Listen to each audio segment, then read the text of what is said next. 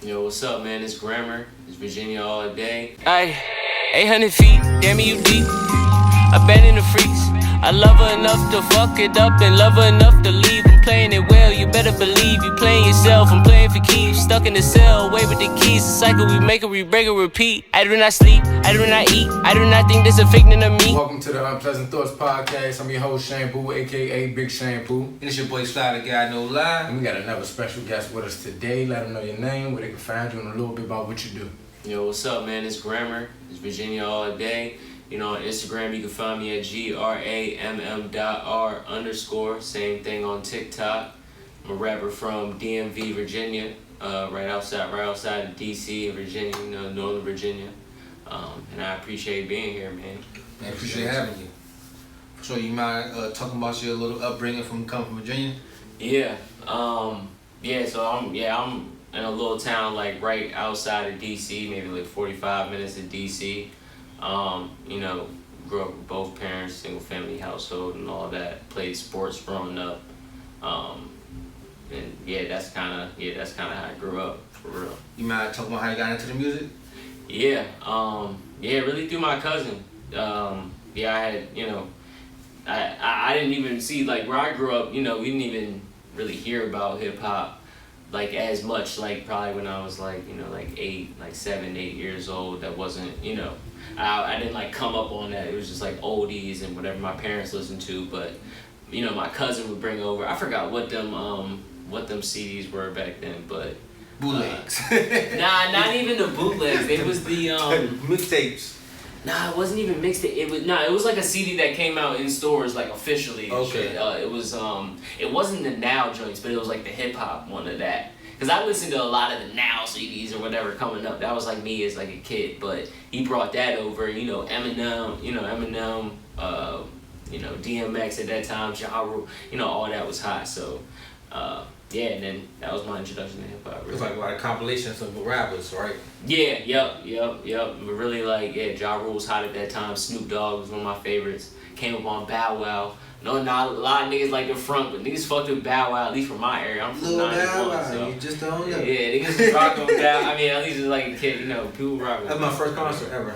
Oh, for real? Fuck it. Oh, that's crazy. My last. Yeah, I didn't care. Back then, I had Bow Wow posters and shit like that. I'd have went wild to. That's when the Teen magazine was hot. Yeah, that's facts. That's facts. Like how you get into rap? So I just got into rap from just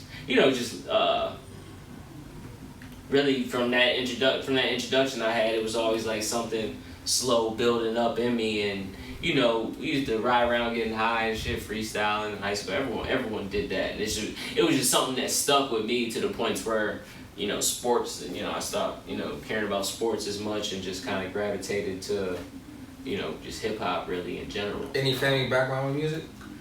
Not as much. Nah, not really. Not really, to be honest. You a staple right now. Yeah, kind of like writers and like, you know, teachers and, you know, stuff like that. It's kind of like my background. So like, you know, me being, you know, I don't know, cliche shit, but being grammar, just, you know, it's just, I don't know, it's just kind of like fitting in that kind of, you know, stuff like that, just kind of fitting. But yeah, English was my best subject. Okay. Yeah. Okay. Scored the worst on the SSA for that joint though. I don't even know if it was mine. I wish I tried harder in school. I really did. What age did you start taking it seriously, though? I started taking it serious more so. Shit. After I came home in what, like 2000 what, end of 13. Like before, so what, like 2000, really 2010, 11. Started doing shows. We was in a group, Crown Diamonds. You know, my homie Paulo Ortiz, Joel, and then Handboy. Yeah, we was dope. We was Crown Diamonds. Well, I was like 18 at that time, maybe going on 19. They were like 17 and 17, 18, stuff like that. And we was, you know, up in the sneaking in clubs to do shows and all that type of stuff back then. You know, like, and then from then, you know, I ended up doing a bid, all that kind of stuff. And I come home and, you know, one of my good homies was doing it, and you know, we kind of hopped in, and we was Braddock Road. You know, we had a couple other additions. My boy Ball ended up coming, and you know, we turned that into something pretty big, you know what I mean? You go back, look at some of those videos. I mean, at least for where we lived at that time, that was like, you know, it was like dope, you know, it was a dope movement, you know what I mean, for what it was. But you know, here we are today, and we want to roll out a, like, really me doing this, so really me, you know, being Grammar for like the first time actually. You know, I took a lot of time to make music and those kinds of things. Honestly, this is my first interview too, so I mean, like, you know, I'm kind of geeking in that genre. Appreciate you coming through for the yeah, first time. yeah, nah, for sure, nah. This is, yeah, and I appreciate y'all, man. Like, you already know. It's really love, but yeah, I forgot what the fuck I was saying, dude. No, it's cool. Like, what got you into the music? Like you say, no family background. Damn, I still didn't answer the I'm question. My serious, man's like, yo, when are you gonna answer this shit? I said, when you take it Nah, serious. but I took it seriously when I got locked up. When I got locked up is when my bad. When I got locked up is when I took it seriously, and yeah, I went hard. That was all I did. And you know, I came home, you know, wanting to be that. You know what I mean? And like, I had like a tiny taste of what it was, you know, before I got locked up. And like, you know, some of the people I was performing with back then are now, you know, moguls and, you know, going on to do a lot of, you know, a lot of great shit and stuff like that. And I kind of missed out on that time, and coming back home, all I wanted to do was be serious. You know, I mean, when I came home, I was like, all right, I'm gonna give it like 6 months. I ain't gonna work. You know, I had money saved up. I'm not gonna work. I'm just about to, you know, about to grind. You know, create the Ratty Road thing, and we grind out. And you know, try and put in, you know, group effort, team effort, and stuff like that. But I'd say like now, you know, I have my own record label, ATM Records, Addicted to Music Records. I'd say now is like this is official me. This is really what it is. You know what I mean? This is like my, you know, really my turn. I put a lot of stuff to the side coming home. I should have been running, but there was a lot I had to learn and stuff like that too. You know, I battle with addiction. You know, all these other type of shit. You know what I mean? So at the point now, it's like, yo, we locked in at this point. You know what I mean? And it's just go time. Like doing your bid, make you sit down and realize your potential in your life. Yeah, for sure. Yeah, no, I had a lot of time to think. A lot of time to think about, you know, what I wanted to do and, you know, wanted to be. And it really just came down to, you know, knowing what it is that you really want to do and just kind of, you know, going for it. You know what I mean? Like self, like, you know what, this is my second chance, not gonna waste it. Yeah, correct. Okay. That's exactly what it was. And ATM, what does that stand for? Like, Addicted to music. oh shit, I was trying to think of so many things in my head. Yeah. Yeah. Addicted to music, I like that though. I mean, that's very, like, I didn't think that at all. I was like, you know, all the money. Oh, it's like that. You think it's easier moving as a solo artist or within a group? Man, that's a good question. That's a great question. It's kind of, it's better to move as a unit, but it's easier to move probably more so by yourself, in a sense that, like, because everyone got personalities, man. Everyone's personality is different. Everyone wants different things. Everyone's gonna do different shit. You know what I mean? You got, you know, all types of different people and stuff like that. So, but if you just relying on yourself, you know, you only got you to blame. And honestly, everyone as us individuals anyway, we battling with ourselves. You know, we're in this battle between ourselves at the end of the day before anything else is, you know what I mean? Like, we're battling anything else. We're really battling ourselves. You know, that's what it's about. You know what I mean? But yeah, long story short. No, that's how I think of life like that all the time. I'm not the same person I was yesterday. I won't be the same person I am tomorrow. Correct. You know Correct. I'm the same person, but I won't be the same person. Yeah, my man. Yeah, that's how I think of life all the time. Like, I was great yesterday, might be down this day, might be way better than I was the last couple of months. Yeah. One day. You know what I mean? I feel that. What's your earliest memory of rap music? Or music in general? Cause I know most of us grew up on that oldie but goodies, so they call it oldie but goodies. Yeah, oldie but goodie. Yeah, oldie but goodie. Did you ask me when you asked me? Like, what's your earliest memory of rap? Or music in general? rap? Yeah. Oh, or music in general. Yeah, in general. Really being in my parents' car and playing them oldie tracks, playing Earth, Wind and Fire, playing Chunky Booker, playing, Lionel Richie, playing Frank Sinatra stuff playing, you know, all those different types of, you know, all different types of genres of Leah, you know. Back then that shit was definitely go to era for music. And I would say one of the coolest things for me growing up was being in different of my like older family members' cars, because they all had it was like the same feeling at the end of the day for at least the people I was around, the same feeling of music, but it'd be like, you know, different artists and stuff like that. But it'd be, you know, it'd be a good vibe. I would honestly look forward to that. If I'm going on a car ride with Aunt Debbie, Uncle Greg, and I'm like, you know what I mean, I'm looking forward to what music they're gonna play. It's gonna be different from my parents' plays. They played a bunch of rap too, so that's another early influence. You know, just riding, you know, to you know, on vacation trips, riding from Virginia to South Carolina. Yeah. Got 8 hours of playlist on. Damn, I heard this song 7 times. Yeah, all you're gonna do is sit there and listen to music, and as a kid, you don't even got a choice. So I mean, like, you ain't even in the fucking front seats. I mean, what the fuck? I got a choice in my car. You don't care how grown you is. I'm playing my music. Facts. That's why it's like, you touch my radio. At least I know the black. You touch my radio, You nigga. fucking my driving up. I've been waiting so long to have a radio. Fuck you mean? Everyone been touching that jump for bricks, but.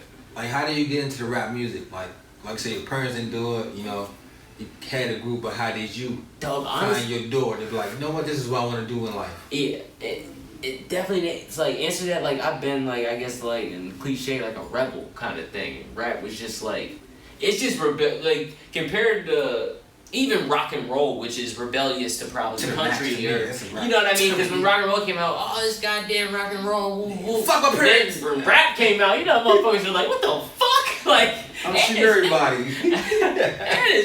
Like, what the fuck? But so, I mean, it's just like, you know what I mean? It's just, yeah, it's just different, bro. It's just like primal nature shit. I can't explain it, man. It's like air, for me at least. I don't think I answered the question, but No, you answered you got me vibing. No, like, how you get into it? That's how you get into it. Like, like you hear it. That's your process. Like, you know what? I want to do this. You know what I'm saying? That's a fact. This shit sound good to me. Shit, well, I can't be a rebel with it. Like, they making millions off this shit. You know what I mean? Like, why not? Like, yeah. So how would you put your style into words also? Okay. Shit. Man, I'm just honestly trying to be, as I was saying before, it's like a battle with myself. I'm honestly, like, people try to put me in this box of, you know, conscious rapper or lyricist and all those things. It's like, yes, you know, I probably do have those qualities, you know what I mean? But it's more than that, you know what I mean? I want to try touch all bases, you know, within this journey. It's just a musical journey at the end of the day, wherever it leads me, you know what I mean? So I just always try to outdo myself every time. Every time I'm touching the pen, or if I'm not touching the pen, you know what I mean? It don't matter. I'm trying to outdo what I just did, kind of thing, you know what I mean? So that's kind of my stance on it. Do you do features?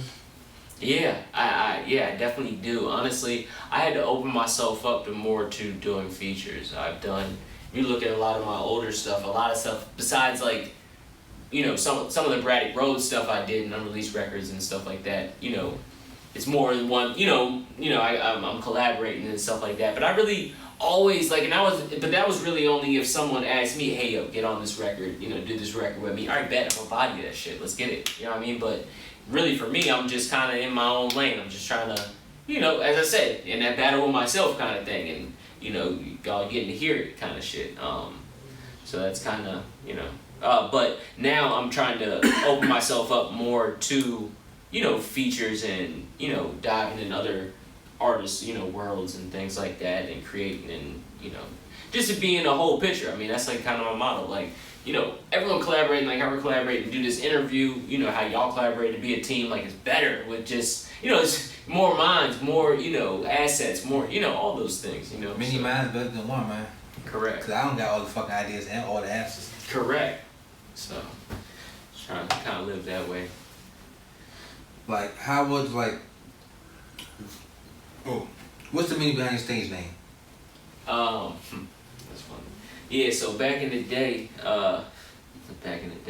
but, you know, a while back or whatever, when we was first rapping, we used to go, our names used to be backwards. And my boy noticed that he actually still keeps his name is actually still that way, you know what I mean? Like, his name is Sidon, you know, notice, that's Sidon backwards and stuff like that. And we used to go off of, you know, I was God Gramm damn. a lot. That's what my can't name was spell backwards. backwards. My boy Rob had like this whole like world like laid out and stuff like that, like, and you know that's just how it was. You Trey Moore Snicker, you know. Other people had other names or whatever, and I used to go to the studio all the time, and dude was like, "I'm not gonna call you Gramm, like what the fuck," you know what I mean? And back then, whatever, I like sold weed or whatever, so gave him I'd give him like a couple grams or whatever on the way. I was like, "I'm gonna call you Gramm," you know, whatever. So it just kind of like stuck. You always call me Gramm, and then you know people were always like, "Yo, you talk proper as shit," so I just kind of just made Gramm. Fuse it you know together. what I mean? Yeah, just kind of fused it together, and that's kind of you know where we at elevating and stuff. Like, what would you say like the hardest thing about being a rapper? Or a musician? What is the hardest? Being consistent. Being consistent is definitely very hard to do. Any artist you ever seen remain consistent, like someone like Drake or Michael Jackson, you know, Prince, like that's definitely, yeah. It's hard to do. It's hard to do. I think consistency in life is hard as shit. I was gonna be consistently rich. Like, yo, bullshit. What would you say is the best thing about being a rapper? Best thing about being a rapper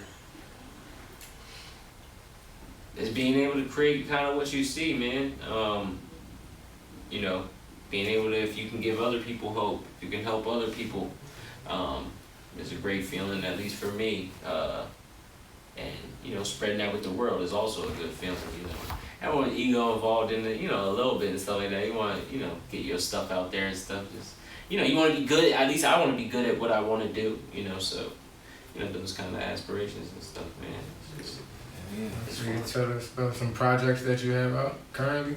Currently, I did the last project I dropped in February was a tribute to Mac Miller. Actually, I did a 2-song Rest in peace, Mac rendition Miller, of yeah, for sure. Niggas can definitely take a drink to that for sure. Definitely inspiration and stuff like that. But yeah, the last project I did called Good Kids, rendition of 2 of Mac Miller's joints, and you know made them into a NIM thing, and yeah. It was dope, so definitely go check that out. But like, what would you want for the future generations? Oh, for the future generations, okay. Yeah, definitely. You know, to keep the spirit of hip hop going. I mean, it's 50 years of hip hop today. That's not even a lot. Yeah, it really isn't. It really isn't. So this thing needs to go further, and that's, you know, just keep your creativity strong. Keep creating. Be yourself. You know what I mean? At the end of the day, don't be who someone else is just wanting you to be. Don't be this way because you seen Bob get, you know, Jim Bob get 1 million views. Now you gotta do this to get 1 million views. Like, that's not the way. You know what I mean? You see, y'all were talking about one-hit wonders and stuff like that on previous episodes and stuff, and you know they definitely do. You know, Travel forever. yeah, they definitely do last forever, but their longevity of their career might not have been long because some of their records blew up before they blew up as the entity. You know what I mean? So you always want to keep and if you're being yourself, it's, you know, it's gonna come. Your next single is gonna be as good or better than the single that you just did. You know what I mean? Because that's the space that you're in. So I mean, Or it might be better, but it might be the hit either. yeah, Yeah. facts. It's like, Facts. just keep going. What are your goals for your music career? Like, what are your goals? To successfully get my label off the ground, get Addicted to Music Records off the ground, and yeah, I want to be able to get that vision out to y'all. You have hopeful. artists So that already? means after me. Say it again. Do you have artists already? I wouldn't say that I have artists. I can say I'm building a team, and we're in the stages of that at this time. You will see shows and other events and things like that presenting themselves through Addicted to Music, you know, starting this summer into the fall. But that's as far as we are at this point. And how did that come about? Like, what made you like, you know what? Like, say you started as a group. You know, private. Ain't no one doing this shit for you know what I mean? Ain't no one gonna do this for you. I used to think that this shit would be like handed to me almost, just something I good. think everybody think like Something's good. I'm the prophet. Yeah, exactly. I came home from prison like I seen Kevin Gates. I came home around the same time as Kevin Gates. He came home a little bit before me, and I was like, damn, I didn't come home like that. Well, I'm gonna come home like that. You know what I mean? It's just don't always work like that, man. It don't work like it's just gonna fall into your lap and stuff like that just because you're good. And you know, me growing from the suburbs, I feel like I had that kind of mentality because I was good at sports and I would get picked for the teams and stuff like that. And I, you know, kind of grew up like that. So thinking, oh yeah, I'm just good enough. I can run, I can practice, and I can go do. Nah, it's more than that, man. You got no business, man. You got no business. You gotta be out here to network. You gotta be out here to, you know, you gotta sell it. You know, you gotta sell this shit, man. You gotta, you know, so. That's how I was with football. Man. I was like, you know, I know I'm great. You know what? I didn't go to practice. You know what happened when I go to practice? You don't play. How can you ever show anyone you're great? Because I know how I could play, but it's structure. Everything has a structure. Correct. I know how to build a house, but I could put this layer, that layer here, but if I don't have no foundation, that shit will crumble. Yo. You know what I mean? Man, that's real shit. Like, it's going to crumble regardless. Do you remember, was there a specific moment where you chose the music over perhaps like sports? Yeah, I remember I had just got cut from my soccer team at this point. Getting cut regardless, you getting cut at. Yeah, that shit was ass. I got cut. My coach was in the process of cutting me, and I remember I made the conscious decision, I don't give a fuck no more. I really don't give a fuck about anything. I was just so upset because I don't know, I just wanted to do what I wanted to do, but I made that conscious decision that I was gonna go a different path. I wouldn't even say that transitioned all the way into rapping, but that went, you know, to other things that brought me kind of to rap, but it stemmed from that moment for sure. For sure. Okay. Do you have visuals? Like videos? Music videos? Yeah, for sure. Yeah. Like what are your process in those? Like, do you come up with the ideas, or do you just like? Yeah. Pretty much most videos I've ever done, I've had a hand in directing or directed myself. So that's, you know, that's another thing that ATM Record we're looking to do as well, and looking to, you know, bring other artists in and, you know, help out with that as well. But yeah, you can go check out Plus Status. That's a good one. D Plus, my last one, What's Happening. Yeah, man. What made you want to make that conscious decision and be like, you know what, I want to do in-house? Because, you know, everybody, like I said, it's also a wonderful thing to reach out, but what made you want to be like, you know what, I can't reach everybody, I got to take that upon myself to do? I didn't really have those resources like sitting around me, and at that time I didn't necessarily know how to go about, you know, probably getting them, and I just felt like, you know, I had these ideas and these visions, like sitting here. Let's do this shit, like let's do this. I fuck around, forget next week how I'm gonna fucking shoot this video. You know what I mean? That's how I be like, life is life, like real shit get put on the back burner in an instance, you know what I mean? Yeah. Do you have any tattoos? I definitely do. I even have an ATM tattoo, you know what I mean? But my probably most meaningful tattoo is one I just got. It's just 143. That number, you know, is pretty close to me. And I mean, that comes from, that's just a number I see. It's like my angel number. So I got that tatted. What was that? Cause I'm into numbers too. Like my favorite. It means I love you. Literally? Yeah, it means I love you. Oh, I got you. I, 4, love, 3, you. There you go. Yeah. Yep. So, and that's, I mean, it's not, you know, I've always seen it. Before I even knew that, you know, I looked it up and found out, you know, that's what that meant and stuff like that. But it's just kind of my, you know.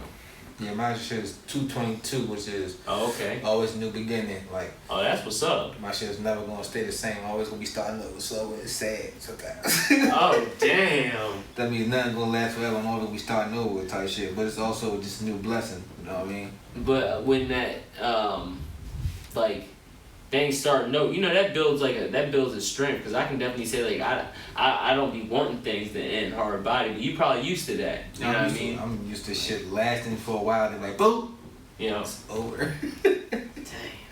So it's like, you know, or some people I get tired easily or bored. Not even bored, just tired of the same routine. Yeah. I like my life. I don't plan shit. Like I'm not a planner because I don't want to disappoint myself. So people are like, I plan this for 5 years, 10 years. If I don't get there in 5, 10 years, I am the worst critic to myself. So yeah. You slow man as a motherfucker, you ain't do this and this and that. So I don't do it. I don't plan shit. I don't even plan to go to work. I got a schedule. You know what yeah. You know what I mean? I'm here. Yeah. So what do you like to do in your free time outside of music?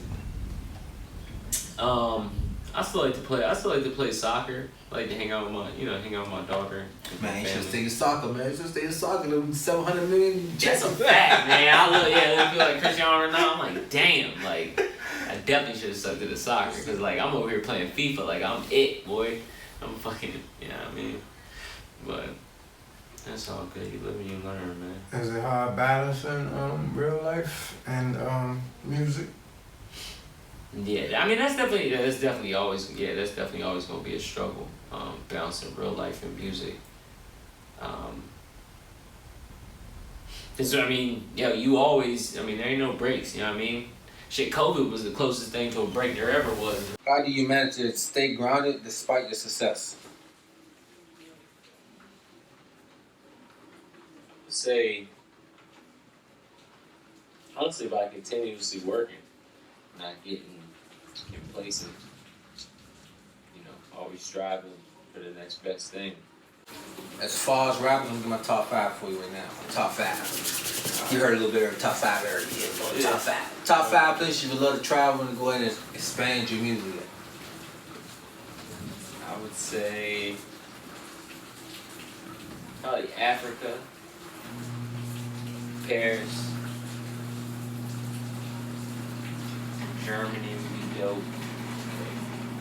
Definitely Texas and Atlanta. Like that would be fine. Texas, Atlanta, and California. I gotta throw all that.